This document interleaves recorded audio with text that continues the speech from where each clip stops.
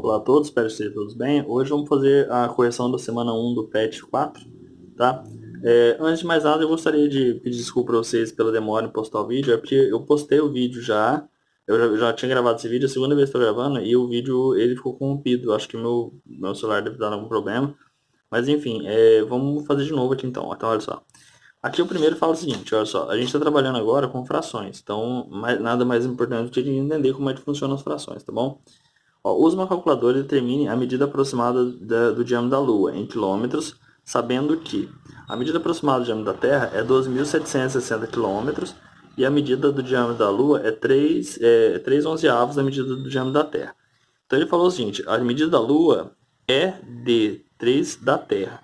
Esse aqui é uma definição de um problema para a gente poder saber qual operação que eu uso para poder resolver esse probleminha aqui. Então ele falou que é 12.760 o diâmetro da Terra, e a Lua é 3 onzeavos, ou seja, eu vou multiplicar por 3 onzeavos. E como que eu faço essa operação aqui? Bom, multiplicação de fração é uma das operações mais simples de fazer com fração, tá?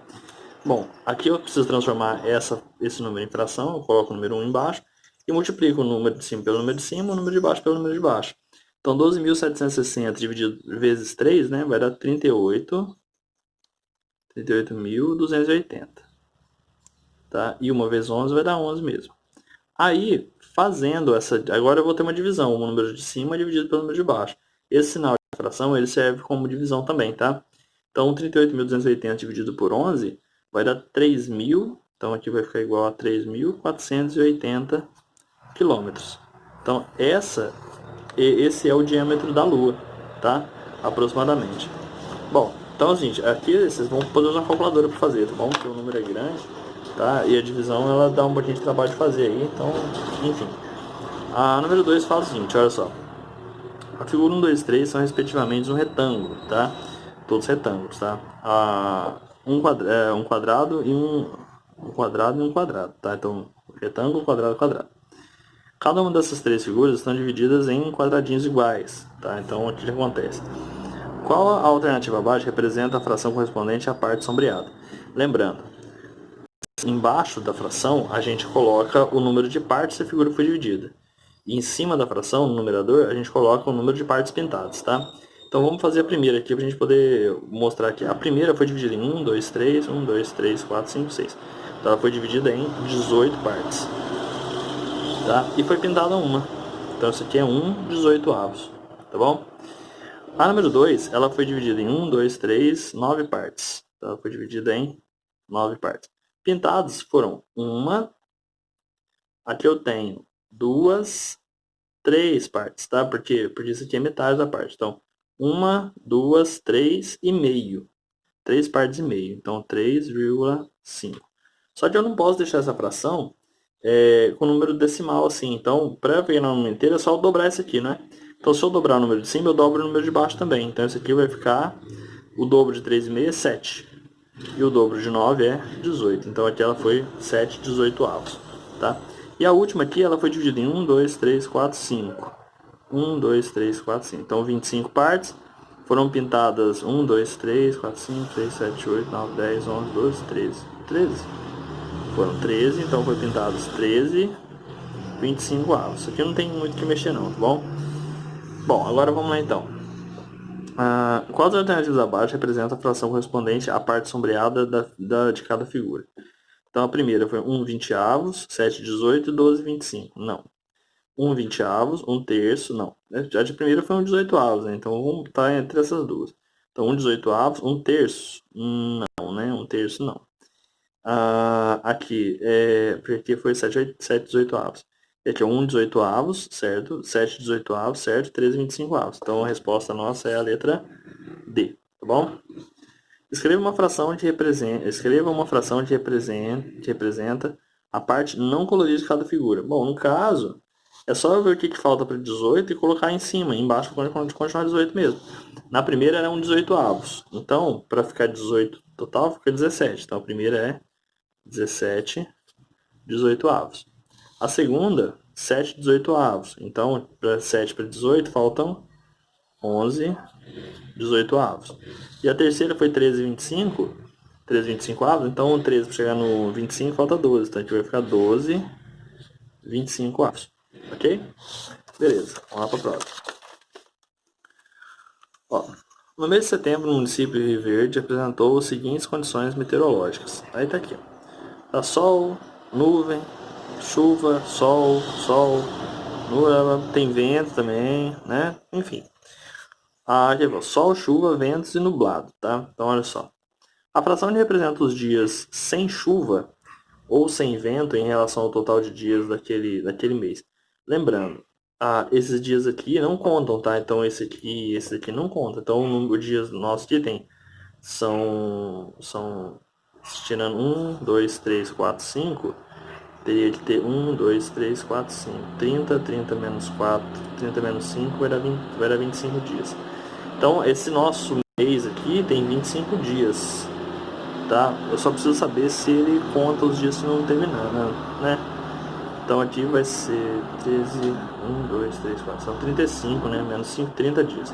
Então são 30 dias aqui. Então aqui, ó, a fração que representa dias sem chuva ou vento em relação ao total de dias daquele mês. Chuvas ou vento são os dois. Então chuvas e vento. Eu vou contar quantos dias de chuva e vento teve. Eu sei que foram 30 dias aqui, tá? Então chuvas e vento. Tem 1, 2, ó. Chuva, 1, 2, 3, 4, 5, 6, 7 dias de chuva. Então, 1, 2, 3, 4, 5, 6, 7 dias de chuva. De vento teve 1, 2, 3, teve 3 dias, ou seja, um total de 10, né? Então são 10 dias com vento ou chuva. A fração que representa dias sem chuva ou sem vento, então vai ser, vamos supor, então são 10 dias, então sobrou 20. Esses 20, como é que eu vou representar? Seria isso aqui, ó. Seria 20, 30 avos, certo? Porque 20 dias sem chuva ou vento. E eu posso simplificar essa fração. Como os dois terminam em zero, só cortar o zero, vai ficar 2 terços. Então, 2 terços desses dias não teve nem vento nem chuva. Então, a resposta certa é a letra D, tá bom? Qual a fração que representa os dias ensolarados em relação ao total de dias daquele mês? Ensolarados, então só somar. 1, 2, 3, 4, 5, 6, 7, 8, 9. São 9 dias. Tá? Então, 9 dias de um total de 30. Essa minha fração, ela pode ser simplificada, tá? Eu posso colocar dessa forma, ou então, os dois números dá para dividir por 3. Então, se eu dividir isso aqui por 3, e eu vou dividir isso aqui por 3, 9 por 3 vai dar 3, e 30 por 3 vai dar 10. Então, são 3 décimos. 3 décimos dos dias teve sol, tá? Escreva a fração que representa a quantidade de dias do mês de setembro para cada um dos 4 tipos de condições meteorológicas em relação ao total de dias do mês. Então, esse aqui, gente, eu vou até aproveitar e colocar aqui em cima, ó. Aqui, ó.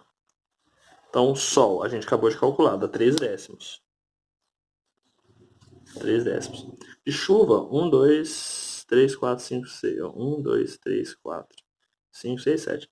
Então, chuva teve 7 dias de 30. Ventos teve 3 dias. Aqui não dá para simplificar, tá? Você vai ficar desse jeito mesmo. Ventos teve 3 dias. Então aqui é 3, 30 avos. Como eu posso simplificar? Dá para dividir os dois por 3. Isso aqui vai dar 1 décimo. Tá? 1 décimo aqui. 1 décimo, aqui 7, 30 avos, aqui 3 décimos. E aqui nublado teve 1, 2, 3, 4, 5, 6, 7, 8, 9, 10, 11. 11 dias. Então aqui vai ficar 11 sobre 30. Tá aí. O 11 não dá para simplificar também, tá bom? Bom, continuando aqui. A letra D. Compare as frações que representam a quantidade de dias nublados com os que representam a quantidade de dias com sol em relação ao total de dias do mês. Qual é o maior? Como você chegou a essa conclusão? Bom, eu poderia simplesmente ver os dias que estão de sol, que são 1, 2, 3, 4, que a gente já fez, deu 9, né?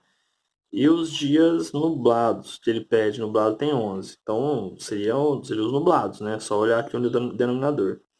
E essa que é a dica, tá? Porque aqui, ó, quando os denominadores, o número de baixo é igual, basta olhar o número de cima. Então, aqui, a conclusão é que a maior quantidade foram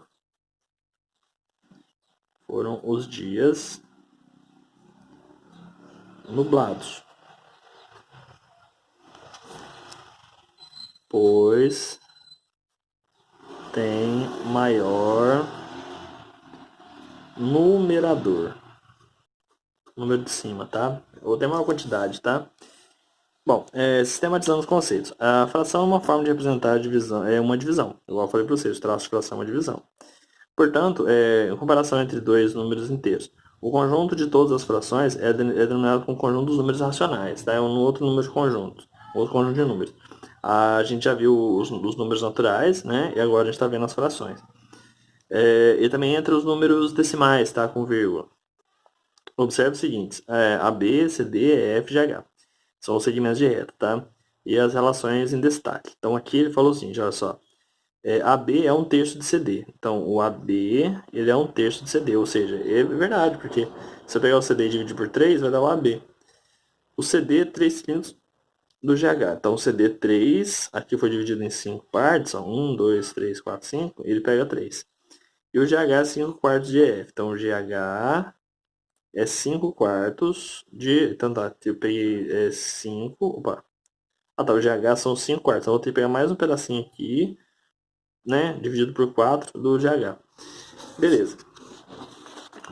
Observe, tá, observando, né? Ele pediu para observar, então, enfim. Complete sentenças adequadamente, tornando-as verdadeiras, tá? O AB é quanto do EF? O AB, vamos ver aqui. Então, o AB é quanto do EF? O EF é esse aqui, ó. Então, foi dividido em 1, 2, 3, 4. E ele pega um pedacinho. Então, é 1 quarto. Certo?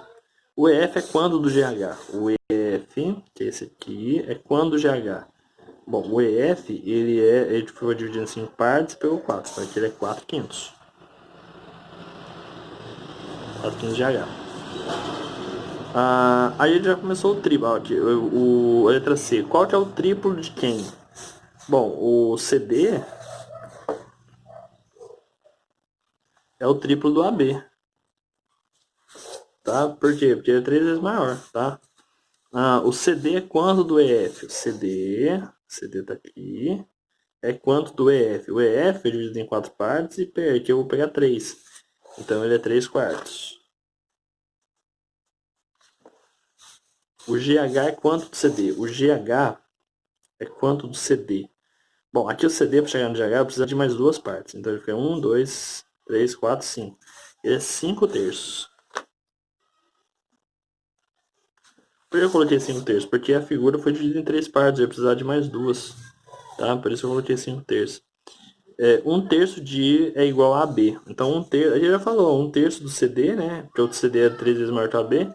Então, 1 terço do CD é igual a AB. Bom? Beleza, agora vamos lá para o próximo. Pedro e João fizeram uma prova de matemática com 30 questões. Pedro acertou 5 sextos. Ou seja, de cada 6 questões ele acertou 5. Tá? E João errou 3 quintos. Ou seja, de cada 5 questões ele errou 3. Tá? Nessas condições é correto afirmar aqui. Bom, vamos pensar. Então, seria o seguinte, olha só. Se o Pedro, vamos deixar no mesmo denominador, tá? Então aqui o João errou 5. Então, os acertos de Pedro, ó, os acertos de Pedro e de João são o seguinte. O Pedro ele acertou 5 sextos. Esses são os acertos, tá? Vamos deixar aqui os acertos. Enquanto que o João, aqui são 3 quintos tá, é sexto, né? Desculpa. Então aqui seria, ele errou 2 quintos, tá? Então 2 quintos. Para as frações ficarem, para ser fácil de comparar essas frações, o que eu vou fazer? Eu vou tornar elas no mesmo denominador. Como que eu faço isso? Eu multiplico todo mundo aqui pelo número de baixo desse, e todo mundo aqui pelo de baixo desse. Então o que vai acontecer? Aqui vai ficar, eu vou multiplicar. Então 5 vezes 5 vai dar 25. E aqui 5 vezes 6 vai dar 30. 5 vezes 2 vai dar 12. 6 vezes 2 vai dar 12. E 6 vezes 5 vai dar 30. O que eu sei agora? Eu sei que das questões, eram 30 questões, né? Ele acertou 25. E aqui eram 30 questões, ele acertou 12. Então, a primeira, João acertou 18 questões. Aqui ele fala assim, nessas condições é correto afirmar que... vamos colocar os erros também, né? Só pra gente poder deixar bem completinho isso aqui. Os erros eu vou partir aqui, ó. Tá? Então, o Pedro... Ele errou quantas? Bom, se aqui de 25, de 30 ele acertou 25, então ele errou 5. Então aqui 5 trintaavos. O Pedro, de 30 ele acertou 12, então ele errou 18. Né? O João errou 18. Então o que acontece? João acertou 18? Não, ele errou 18. Tá? João acertou mais que Pedro? Não, Pedro acertou bem mais, ele acertou 25.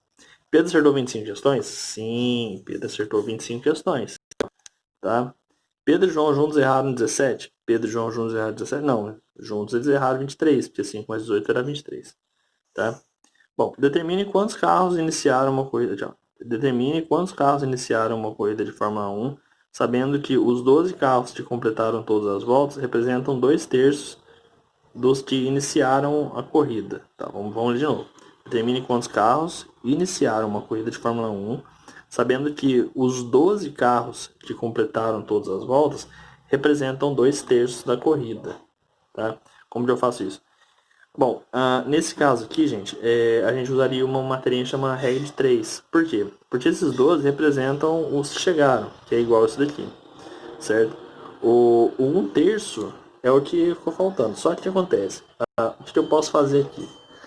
Nesse caso, eu posso falar que 12 é igual a 2/3. E aí o que acontece? Comparando isso daqui, qual número que eu preciso colocar aqui embaixo para as situações ficarem equivalentes? Ou seja, se 2 representa 12, e qual número que representa o 3? Nesse caso é simples, então olha só. Do 2 para chegar no 12 eu multiplico por 6. Então o 3 para chegar no... O 3, se eu multiplicar o 3 por 6, então aqui eu vou ter 18. Tá? Então a resposta nossa aqui, 18 carros. Certo? Bom, vamos terminando aqui então. Sistematizando o conceito. Considerando A, B e C, indique as medidas dos volumes dos sólidos geométricos indicados nos desenhos. Os 3 sólidos foram formados por bloquinhos idênticos. Complete as afirmações. Então aqui no primeiro. O A, ele é quanto de B? O B é 1, 2, 3. Então ele é 1/3 de B. Deixa eu pegar o B e dividir por 3. O A é quanto de C? O C tem 1, 2, 3, 4. 5, 6, 7, 8. Então ele é 1/8. Quanto do C? O B é quanto de C? Ele é 3/8, porque são 3, aqui são 8, então aqui é 3/8.